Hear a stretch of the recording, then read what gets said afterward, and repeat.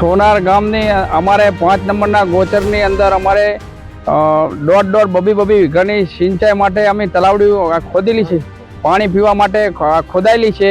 પશુ પંખી રેઢા જનાવરો બધા આમાં પાણી પીવે છે।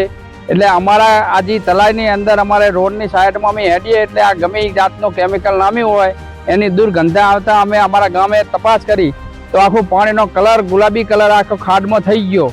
તો અમારા પશુ પાણી પી શકતા નથી અને આ તો રોગ ભયંકર થયો છે। તો અમારે અપરાધ સાહેબ ટીડીઓ સાહેબ અમને કીધું કે સપોર્ટ અમને આલે છે કે ભાઈ આ બધું એનો થશે, પણ શું કીધું પ્રદૂષણવાળા અમારે કોઈ પણ એનું તંત્ર ધ્યાન દેવામાં હજુ 10 દાડા થઈ ગયા આવ્યું નથી।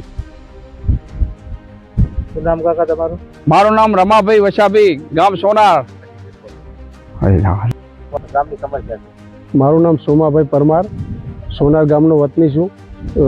ધંધો મારો ખેતી છે અને મારા ગામની સીમમાં જે ગૌચર જમીન છે એમાં પશુ પંખીઓને પાણી પીવા માટે જે નાની નાની તલાવડીઓ બનાવેલી છે એમાં કોઈક ગેરપ્રવૃત્તિ કરવાવાળા કેમિકલ નાખી જાય છે અને જેના કારણે નીલગાય છે કે વન્ય પ્રાણીઓ કે ગામની ગાયો કે ભેંસો એમને નુકસાનકારક છે, પીવાથી રોગચાળો ફાટી નીકળે એવી પરિસ્થિતિ છે અને જેની દુર્ગંધ આવવાથી આજુબાજુ નજીકમાં રહેણાંકવાળા મકાનોને પણ તકલીફ ઊભી થાય છે।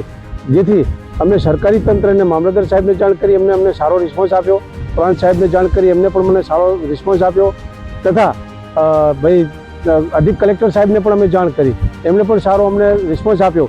એમને સૂચના આપી પર્યાવરણ બોર્ડને પાલનપુર, પણ આજ દિન સુધી પર્યાવરણ બોર્ડે અમને કોઈ રિસ્પોન્સ આપ્યો નથી અને આ પ્રશ્નને દબાવવા માગતા હોય અમને અમારી પહેલી નજરે જોવા મળે છે। તો આ માટે કાયદેસરની કાર્યવાહી કરવી અને ઘટતી કાર્યવાહી કરીને જે આ પ્રવૃત્તિ કરવાવાળા ગેરપ્રવૃત્તિ બંધ કરાવી અને જે નાખવાયા એના જે કાર્યવાહી કરતા હોય એના પર કાયદેસરની કાર્યવાહી કરી અને કડકમાં કડક સજા થાય અને ગેરપ્રવૃત્તિ બંધ કરે એના માટે અમે એક ગામના નાગરિક તરીકે હું અપીલ કરું છું। અગાઉ પણ પ્રદૂષણ વિભાગ દ્વારા કંઈક સેમ્પલ લેવામાં આવ્યું હતું, કેટલો સમય થયો હશે અને તેના દ્વારા એને લગભગ 10 દિવસ જેવું થઈ ગયું પણ હજુ સુધી કોઈ પણ એનો પ્રત્યુત્તર અમને મળેલ નથી।